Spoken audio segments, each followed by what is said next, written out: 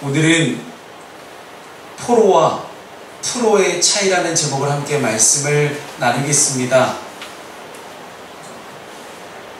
단지 점 하나 차이인 것 같지만 이 점 하나가 여러분의 인생을 바꾸리라 믿습니다.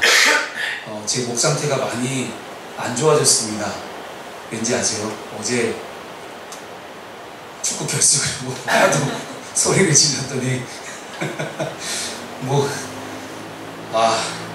이승우 첫 골이 들어갔을 때 얼마나 소리를 질렀는지, 그때 두 번째 골은 이미 이겼다 마음을 가지고 있었기 때문에 그렇게 소리를 안 질렀는데, 첫 골에 연장전 그 쫄깃한 순간에 들어가니 얼마나 소리를 질렀는지 제가 목이 지금, 같이 소리 지르는 얘네들은 괜찮은데 왜 저만 그럴지 모르겠습니다만, 어쨌든 참 우리에게 기쁨이 되는 그런 순간들이 어제 참 많았습니다. 야구도 보면 다 따고, 축구도 보면 다 따고, 배구도 어쨌든 일본을 이겼고, 참 일본에 대한 감정을 생각을 하다 보니 오늘 주일 말씀을 준비하면서 이렇게 한번 시작했으면 좋겠다 하는 마음이 있었습니다. 이것은 일제가 우리나라 사람들의 호적에 그은 빨간 줄입니다. 저 빨간 줄이 그어졌다는 것은요, 이제 조선식 이름에다는 빨간 줄을 그어서 조선식 이름을 없애고 그 이름에다가 이제 일본식 개명된 이름을 넣겠다는 그런 뜻이 바로 호적에 그은 빨간 줄입니다. 1910년부터 1945년까지 36년간의 조선은, 대한제국은 주권을 잃어버린 나라였습니다. 일본은 우리를 핍박했고 우리의 정체성을 어떻게든 말살하기 위한 많은 정책들을 시행합니다. 그 가운데 일본식 성명을 강요하는 이 창씨 계명은 조선인들에게 모든 가족이 호주의 시를 쓰는 일본식 이해 제도를 따르게 함으로써 일본 천황을 정점으로 하는 한 가족 국가 체계를 이루게 하는, 그런 조선의 가족제도 전체를 뒤흔들게 하는 그러한 총독부의 내선 일체 동화 정책의 일환으로 시행됐던 것이 바로 이 창씨 계명이었습니다. 나라를 잃은 것도 서러운데 이름마저 사라질 위기에 처해 있었습니다. 그럼에도 불구하고 많은 친일파들은 자진해서 창씨 계명을 하려고 했고, 조선 총독부는 창씨 계명을 하지 않은 사람들은 학교에서 수업을 들을 수 없게 하였고 조롱과 구타를 행하기도 했습니다.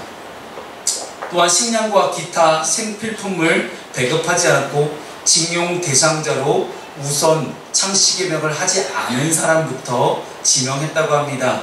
또한 창씨 계명에 반대하는 사람들은 창씨 계명을 비꼬는 뜻으로 일부러 이름을 우습게 짓기도 했고, 창씨 계명을 거부하다가 감옥에 갇히거나 목숨을 잃기도 했습니다. 아무리 사업을 잘한다고 해도 창씨 계명을 하지 않으면 일본 애들이 세금을 많이 매기거나 아니면 터무니없는 이유로 물건을 받아주지 않는 그런 일들이 허다했다는 것입니다. 어떠한 상황 속에서도 나라의 주권을 회복하기 위해서 나아갔던 독립운동가와 나라의 정체성을 위해 싸웠던 사람들이 있었기 때문에 지금의 우리가 이 대한민국이란 나라에서 행복하게 살 수 있는 것입니다. 어제 SBS 뉴스에서 중국 충칭시에 있는 옛날 광복군 정부가 다시 건축 중이라는 그런 좋은 뉴스를 보았습니다. 작년이었습니다. 작년에 SBS가 단독으로 보도했던 내용입니다. 광복군 사령부가 있었던 그 건물이 그래도 그나마 명맥이 계속 유지되어 오다가 철거되었다라는 그런 소식을 SBS가 단독 보도하자마자 바로 문재인 대통령이 중국으로 가서 중국에 있는 이제 정부와 협상을 시작했습니다. 그리고 충칭시에서는 현재 짓고 있던 주상복합 건물을 살짝 양보해서 한 부분 가운데 우리의 광복군 사령부 건물을 다시 지을 수 있도록 그렇게 허가를 내줬습니다.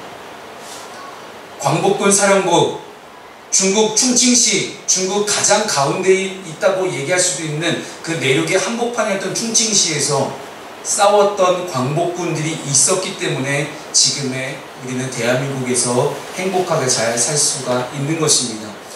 우리가 오늘부터 나누게 될 이 다니엘이라는 인물을 통해서 우리는 하나님의 주권을 신뢰하는 사람들의 신앙을 나눌 것입니다.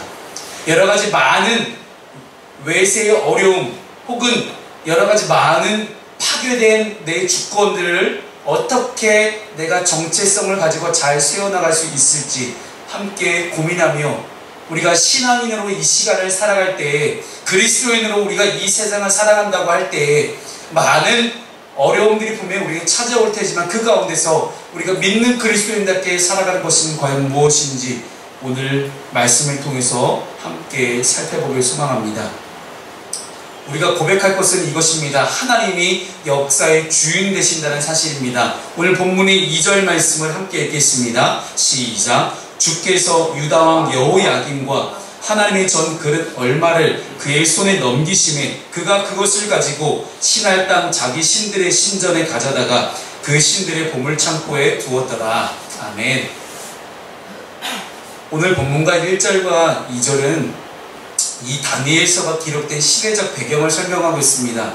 좀 더 정확히 표현하자면 유다가 바벨론의 포로로 잡혀오게 된 배경을 밝히고 있습니다. 당시 남유다를 다스리던 왕은 여호야김이라는 왕입니다. 그런데 그는 BC 606년부터 605년경 정도에 이 다니엘이 잡혀갔다라고 오늘 본문은 이야기를 합니다. 하나님의 거룩한 계보를 잇는 왕으로서 그는 당연히 하나님만을 의지하고 신정 정치를 해야 함에도 불구하고 그가 하나님이 아닌 또 다른 강대국이었던 애국을 의지합니다. 그 당시 국제 정세를 보게 되면 북쪽에는 이제 아수르가 멸망하고 바벨로니아라는 나라가 들어섰고 이 이스라엘의 남쪽에는 애굽이라는 나라가 여전히 거대한 제국을 유지하고 있었습니다. 그래서 애굽과 바벨론이 그 작은 좁은 통로를 사이에 두고 끊임없이 공방전을 거듭하면서 계속해서 힘겨루기를 하고 있던 그 상황 가운데 유다는 하나님을 선택했던 것이 아니라 이 여호야김 왕은 하나님을 선택한 것이 아니라 바벨론을 대적하기 위해서 애굽을 선택을 했습니다. 그리고 끊임없이 애굽의 지원을 요청하고 도움을 요청하면서 바벨론을 끊임없이 견제하려고 합니다. 그래서 바벨론 왕 느부갓네살 왕이 이 유다를 침공하기 위해서 내려옵니다. 당시 국제정세를 이용해서 애국과 적대관계를 유지했던 신흥세력 바벨론이 남유다를 침략한 것은 어찌 보면 우리는 정치적인 혹은 군사적인 이 관계의 긴장으로 일어난 단순한 외침 세력으로 볼 수도 있습니다. 하지만 우리가 함께 읽은 본문 첫 시작을 어떻게 시작합니까? 주님께서 바벨론이 예루살렘을 에워싸고 침략하도록 허락해 주셨다는 이야기입니다. 주님께서 이 모든 일을 행하셨다라고 성경을 기록합니다. 아마도 유다 백성들은 이 모든 일련의 사건들이 매우 당황스럽고 혼란스러웠을 것입니다. 왜냐하면 당시 유다 백성들은 하나님께 특별히 선택받은 백성이라는 생각을 가지고 있었기 때문에 그들은 하나님의 보호를 받아 영원히 자기들이 살 수 있을 것이다. 영원히 자기들이 이 남유다라는 나라를 유지할 수 있을 것이라고 생각했습니다. 그러나 하나님께서는 이 바벨론을 사용하셔서 남유다를 벌을 하십니다. 그래서 하나님께서 택하신 백성이라 할지라도 범죄해서 하나님을 떠나게 되면 하나님의 징계에서 벗어날 수 없음을 이 일을 통해서 우리는 분명히 알 수 있게 됩니다. 이렇게 하나님의 역사의 주인이라는 사실을 우리가 함께 믿고 또한 고백하며 인정하고 들어갔을 때 그는 우리 세상 가운데 어떻게 살아야 될까요? 세상은 끊임없이 우리를 유혹합니다. 끊임없이 우리를 하나님으로부터 멀어지게 하기 위해서 끊임없이 우리를 붙잡으려고 합니다. 이처럼 다니엘서의 시대적인 배경은 어찌 보면 소망이 하나도 없는 회색빛으로 시작합니다. 신앙의 정체성을 지키지 못해서 성전의 모든 기물까지 다 약탈당한 초라한 나라로 전락해버립니다. 여러분, 다윗의 아들 솔로몬 때에 예루살렘 성전에 있는 모든 기물들은 다 금과 은으로 장식되어 있었습니다. 솔로몬은 자기의 아버지였던 다윗이 어떻게 하나님을 경외하고 의지했는지는 관심 없고, 아버지가 물려준 이 이스라엘이라는 가장 강한 나라 가운데서 나의 명예를 어떻게 하면 밝히고 나의 권세를, 나의 권력을, 나의 힘을 어떻게 하면 과시할 수 있을까를 고민했던 사람이 바로 솔로몬이었습니다. 그래서 그는 예루살렘 성전을, 또한 자신의 예루살렘 왕궁을 엄청나게 금빛으로 화려하게 장식하기 시작합니다. 근데 오늘 본문 말씀은요, 그때 솔로몬 왕 때의 가장 강대국이었던 이스라엘의 모든 이 금은 기물들이 송두리째 다 바벨론에 빼앗겼다는 것을 기록합니다. 그래서 한 성경학자가 그 당시 이스라엘이 바벨론에 빼앗겼던 그 금과 은의 여러가지 가치들을 환산을 해봤더니요, 그 당시 주변에 있던 한 나라의 전 재산과도 맞먹는 그러한 엄청난 값어치라고 이야기를 합니다. 그것들을 송두리째 다 빼앗깁니다. 소망 없는 나라, 흑암 속에 있을 수밖에 없는 어두운 나라 유다의 모습을 비추고 있습니다. 그런데 이 성경 속의 카메라는 소망 없는 나라 남유다에서 전혀 뜻하지 않은 한 줄기의 빛으로 우리를 새로운 나라로 인도합니다. 그것이 바로 바벨론입니다. 본문은 이런 소망 없는 나라의 출신으로 머나먼 낯선 땅에 포로로 끌려간 다니엘과 세 친구에게 우리의 두 시선을 고정시키게 합니다. 이들은 안정된 상황 속에서 신앙의 정체성을 잃은 남유다와는 달리 비록 포로의 신분이었지만 오히려 낯선 나라에서 굳은 신앙을 지켜낸 믿음의 사람들로 지금 우리에게 표현되고 있습니다. 당시 바벨론은 말할 수 없을 만큼 거대한 제국이었습니다. 이 바벨론 제국이 어떻게 컸냐면 그 당시 모든 소아시아 지방을 다 점령할 정도로 엄청나게 큰 땅덩이를 가지고 있었습니다. 당연히 침략과 전쟁으로 이루어진 결과입니다.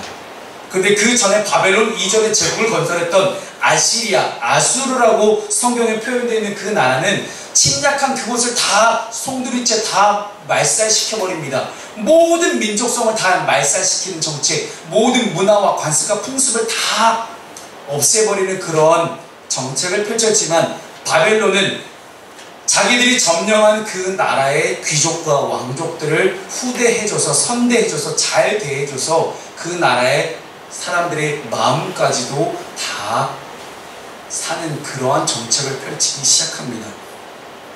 이 대제국을 효율적으로 관리하기 위해서 바벨론이 그렇게 포로 정책을 썼던 까닭은 아수르가 자신들이 점령했던 그 나라의 반란으로 인해서 무너졌기 때문입니다. 그래서 바벨론은 피정복민 지도자들이 필요했고, 그렇게 해서 선택된 사람들이 바로 다니엘과 세 친구들입니다. 쉽게 말해서 우리나라가 광복 이전에 일본의 식민지로 있을 때 일본이 어떻게 우리나라 사람을 통치했습니까? 마을마다 한 사람씩을 뽑습니다. 특별히 권리를 주고 대우를 해주면서 그들을 친일파로 만들었습니다. 바벨론도 동일합니다. 그래서 바벨론 왕 느부갓네살 왕은 각각의 식민지에서 바벨론의 관리 후보들을 뽑아옵니다. 그리고 그들을 교육시킬 것을 명하고, 이런 배경 속에 유다 출신으로 다니엘과 세 친구가 뽑힙니다. 오늘 본문 6절과 7절 말씀을 함께 읽겠습니다. 시작. 그들 가운데는 유다 자손 곧 다니엘과 하나냐와 미사엘과 아사랴가 있었더니 환관장이 그들의 이름을 고쳐 다니엘은 벨드사살이라 하고 하나냐는 사드락이라 하고 미사엘은 메삭이라 하고 아사랴는 아벳느고라 하였더라. 아멘. 바벨론 황실에서 관리로 일할 자들을 뽑는 선발 기준과 학습 내용과 그들에게 주어진 특별한 권리와 특권과 교육기관들을 보면 놀라지 않을 수가 없습니다. 어쨌든 이 바벨론 왕 느부갓네살은 어떻게 인재를 키워서 양성해야 되는지를 알고 있던 탁월한 리더였습니다. 그 철저한 기준으로 선발 심사를 하고 그들에게 시간과 재정과 모든 것을 투자해서 바벨론의 가치관과 바벨론의 정신과 바벨론이 섬기고 있던 우상들, 신들의 다양한 모습들을 그들에게 투영시키려고 합니다. 그렇게 다음 세대들을 길러내려고 하고 있습니다. 이처럼 하나님을 대적하는 세력들도 그들의 가치관을 품는 다음 세대를 길러내기 위해서 모든 것을 쏟아붓고 있습니다. 여러분, 성경에서 이름을 바꾼다는 것은 그 사람의 인생을 바꾼다는 것입니다. 그 사람의 정체성을 바꾼다는 것, 그리고 그 사람의 가치관을 손들을 바꾸는 것이 바로 이름을 바꾸는 것입니다. 아브라함이 아브라함으로, 야곱이 이스라엘로 바뀌면서 그들의 인생이 달라집니다. 그래서 오늘 본문에 나오는 다니엘과 세 친구도 이름이 바뀝니다. 다니엘, 즉 하나님이 나의 재판관이시다라는 뜻의 다니엘은 신이 그의 생명을 보호하리라 라는 뜻의 벨드사살이라는 이름으로 바뀌게 되고, 하나냐는 여호와께서 자비를 베푸시다라는 뜻을 갖고 있는데, 이 하나냐는 아쿠의 명령, 이 아쿠라는 신은요 바벨론의 달을 주관하는 달신이에요. 바벨론에도 태양신이 있고 달신인데 달신이 바로 아쿠입니다. 아쿠의 명령이라는 뜻으로 사드락이라는 이름으로 바뀌고요, 미사엘은 누가 하나님과 같은가 라는 뜻입니다. 하지만 이는 누가 아쿠와 같은가 라는 뜻으로 바뀌어지게 되고요, 그리고 여호와가 나의 도움이시다 라는 뜻의 아사랴는 나부의 종이라는 뜻의 아벤느고로 바뀌게 됩니다. 이 나부는 고대 근동지방에 신화가 있습니다. 우리처럼 이제 여러 가지 신화들이 있는데, 그 중에 하나가 마르둑이라는 신이 있습니다. 바벨론에서 이야기하는 최고의 신인 마르둑이에요. 그들은 마르둑과 벨이라는 이 두 신이 만나서 이 바벨론이라는 나라를 만들었다고 이야기합니다. 마르둑과 벨이 그 바벨론을 비롯한 메소포타미아 문명을 만들었다고 그들은 지금까지도 믿고 있고요. 그리고 마르둑과 이 벨이 일으켰던 많은 이제 창조의 결과물들로 자신의 찬란한 문명이 있다라고 믿는 사람들입니다.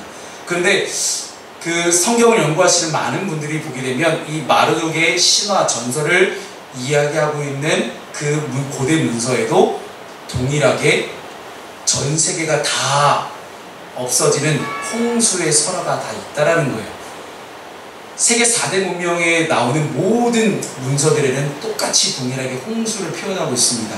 어쨌든 바벨론은 최고의 신 마르둑과 벨, 그리고 그 다음 신이었던 나부라는 그런 제2인자 신이 존재합니다. 그 나부의 종이라는 뜻이 바로 아벤느고입니다.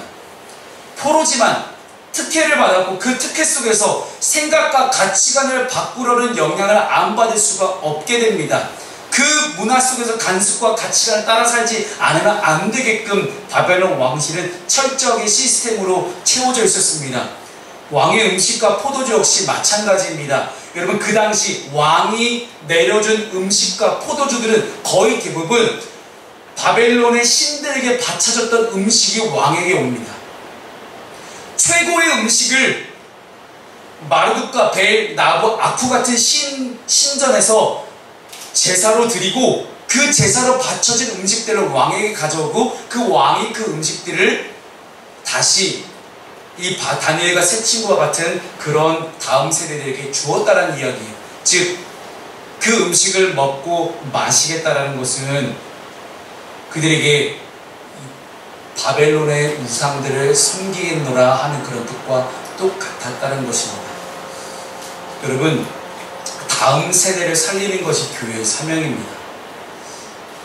이제 안산대학교가 개강을 하고 다시 채플 시작을 하고 하다 보니 여전히 많은 학생들이 예수를 믿기를 거부합니다. 오히려 예수에 대한 반감, 기독교에 대한 반감들이 점점 많이 커져만 가고 있는데, 수많은 사람들이, 수많은 다음 세대의 많은 젊은이들이 예수를 믿기를 거부합니다. 왜냐? 예수가 나에게 아무런 도움이 되지 않기 때문이죠. 그럼에도 불구하고 예수가 아무런 도움이 안 된다는 이유로 그들이 예수를 믿지 않지만 여전히 아픔과 고통과 현실의 벽 앞에서 무너져 있는 자신의 현실만을 바라보며 어찌할 바를 모르고 있습니다. 그렇다면 우리는 어떻게 되겠습니까? 비록 힘들고 어렵지만 그래도 소망이 되시는 예수를 전할 수 있어야 되는 것이 바로 우리가 다음 세대에게 줄 수 있는 유일한 유산일 것입니다. 그래야만 다니엘과 같은 믿음의 자녀들이 곳곳에서 일어날 것입니다. 빛과 소금의 역할을 감당하는 많은 다음 세대들이 분명히 존재한다면 우리의 다음 세대들은 분명히 다른 인생을 살아갈 수 있을 것입니다.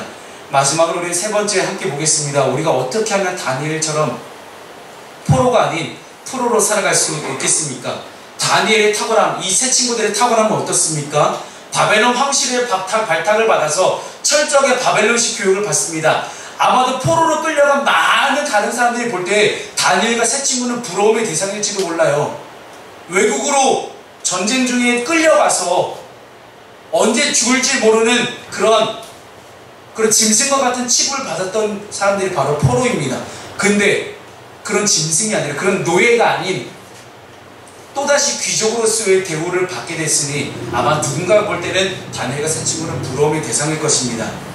하지만 그들은 단순히 부러움의 대상이 아니라 계명을 당하고 의식 개조를 강요받았던 그런 포로의 신분입니다. 그러나 다니엘을 굴복하지 않았습니다. 오늘 본문은 8절을 읽겠습니다. 시작. 다니엘은 뜻을 정하여 왕의 음식과 그가 마시는 포도주로 자기를 더럽히지 아니하리라 하고 자기를 더럽히지 아니하도록 환관장에게 구하니, 이 다니엘의 의연한 모습을 보니 여러분 우리에게 뭔가 도전이 되지 않습니까? 다니엘은 바벨론의 포로로 끌려갔지만 포로로 살지 않고 프로로 살아갔던 사람입니다.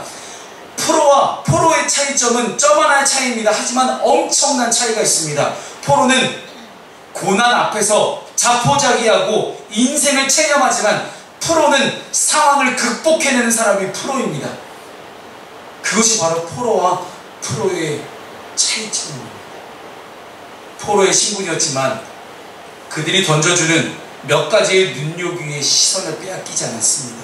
하나님의 군사로서 프로다운 면을 보여주는 가장 중요했던 포인트는 다니엘이 뜻을 정했다는 겁니다. 여러분, 뜻을 정했다는 건요, 결단했다는 거예요. 내 목에 칼이 들어와도 절대 이것만큼 내가 놓지 않겠다라고 그들은 결단했다는 겁니다. 바벨론에 완전히 동화되기를 바랐던 바벨론 황실의 목표가 완전히 물거품되는 순간입니다. 근데 이 말씀을 잘 묵상해보면 그 당시 다니엘의 마음을 조금이나마 이해할 수 있게 됩니다. 다니엘이 뜻을 정했다는 것은 그만큼 그 안에 내적인 갈등이 있었다는 것이에요. 여러분, 결단한다는 것은요, 고민 중에 결단하는 겁니다. 여러 가지 선택지가 있는데 그 중에 내가 딱 뜻을 정하고 결단해서 내가 이렇게 하겠노라고 정했다는 거예요. 마음에 번민이 있을 수밖에 없습니다. 그래, 내가 이 상황 가운데 내가 포로지, 내가 얘네한테 잘만 하면 나는 이제 앞으로 바벨론에서 잘 먹고 잘 살 수 있을 거라는 생각과, 그래도 나는 하나님 믿는 백성답게 하나님을 여기서 내가 버릴 수는 없다라고 생각하는 그 두 가지 생각이 아마 부딪혔을 것입니다. 그 중에 다니엘은 뜻을 정합니다. 지금 다니엘의 뜻을 정하여 거부했다는 사실은요, 그 거부하는 내용이 자신의 목숨을 앗아갈 수 있는 그런 내용입니다. 환관장이 와서 다니엘에게 왜 음식을 거부하느냐라고 따지면서 다니엘을 당장 사형에 처해도 당장 목숨이 날아가 다니엘은 항변할 수가 없는 그러한 신분이었기 때문입니다. 현실이 그렇습니다. 우리가 살아가는 현실이 우리를 이렇게 선택할 수밖에 없는 현실로 우리를 몰아갈 때가 있어요. 당장 이것을 내가 이렇게 선택하지 않으면 내가 너무나 어려움을 겪을 수밖에 없는 그런 일들이 있을 수가 있다는 것입니다. 하지만 우리가 인생의 가치관과 기준을 나 자신의 나 스스로에 두지 않고 하나님께 두었을 때, 하나님이 나로 하여금 선택하게 하시는 그 선택을 우리가 하였을 때 우리의 인생은 그때부터 하나님이 책임지십니다. 오늘 본문 9절 말씀에 그렇게 이야기합니다. 하나님이 다니엘로 하여금 환관장에게 은혜와 긍휼을 얻게 하신지라. 잘 보십시오. 8절은 시작을 다니엘의 뜻을 정했다라고 시작하고 9절은 하나님이 다니엘로 하여금 은혜를 얻게 하였다라고 기록합니다. 다니엘의 뜻을 정했으니 다니엘이 하나님을 선택하고 하나님께 나의 인생을 다 목표로 맡겨두고 가니 하나님이 다니엘에게 은혜를 베푸셨다는 이야기예요. 여러분, 하나님께 은혜를 구하고 싶습니까? 하나님의 역사하심을 기대하고 싶으십니까? 먼저 뜻을 정하십시오. 결단하십시오. 우리가 결단하고 하나님께 모든 것을 다 맞추지 않으면 하나님은 우리에게 은혜를 허락하실 수 없다는 이야기입니다. 사랑하는 여러분, 다니엘처럼 뜻을 정할 수 있는 오늘이 되기를 바랍니다. 여러가지 많은 고민과 선택과 번민의 시간들을 보내고 있는 분들이 있습니까? 뜻을 정하시고 결단하십시오. 하나님의 뜻 안에서 여러분 걸어가십시오. 뜻을 정했다. 과연 이것이 다니엘의 뜻이었을까요? 하나님의 다니엘을 향한 뜻을 그는 그대로 수용하고 순종했을 뿐입니다. 우리가 하나님의 말씀을 분별하고 하나님의 뜻 안에서 온전히 순종하며 나아갔을 때 하나님이 다니엘로 하여금 환관장에게 은혜와 긍휼을 얻게 했던 것처럼 또한 우리에게도 하나님의 은혜와 하나님의 긍휼하심이 분명히 우리에게 찾아올 것입니다. 당장은 우리에게 너무나 두렵고 떨리는 선택일 수도 있어요. 당장 내가 이것 때문에 너무나 힘들고 어려워질 수도 있습니다. 하지만 우리는 당장의 순간을 바라보지 않고 조금 더 길게 바라봅시다. 조금만 더 길게. 제가 썸데이에서 계속 몇 년 동안 다니면서 만났던 친구가 한 명 있습니다. 근데 그 친구가 지금 재수를 하고 있는데 공부를 제대로 안 하는 것 같아요. 그래서 주중에 너나들이 도서관으로 잠깐 오라고 했습니다. 그래서 인생을 좀 길게 볼 수 있는 그런 비전과 가치관을 좀 심어주었습니다. 그럴 때 많은 것을 느끼고 결단하고 뜻을 정하고 돌아갔습니다. 사랑하는 여러분,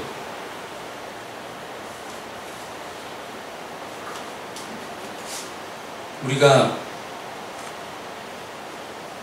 다니엘처럼 뜻을 정하는 게 참 어렵습니다. 왜냐면 우리 앞에 닥쳐있는 현실이 우리를 그렇게 만들어요. 참 쉽지 않은 선택의 순간들이 이렇게 계속 찾아옵니다. 하지만 여러분, 하나님의 뜻 안에서 하나님의 뜻대로 우리 함께 뜻을 정해봅시다. 계속해서 반복해서 그렇게 뜻을 정하며 살아갈 때 우리는 더 이상 세상이 우리에게 요구되어지는 세상이 하자고 하는 대로 끌려가는 그러한 포로의 삶이 아니라 세상을 극복하고 이겨내고 세상이 감당할 수 없는 그런 프로의 삶을 살아갈 수 있을 것입니다. 저와 여러분의 삶이 그런 프로 같은 그런 놀라운 그런 다니엘과 같은 형통한 삶을 살아갈 수 있도록 여러분의 삶이 그렇게 될 수 있도록 기도하며 함께 나아갔으면 좋겠습니다. 기도하겠습니다.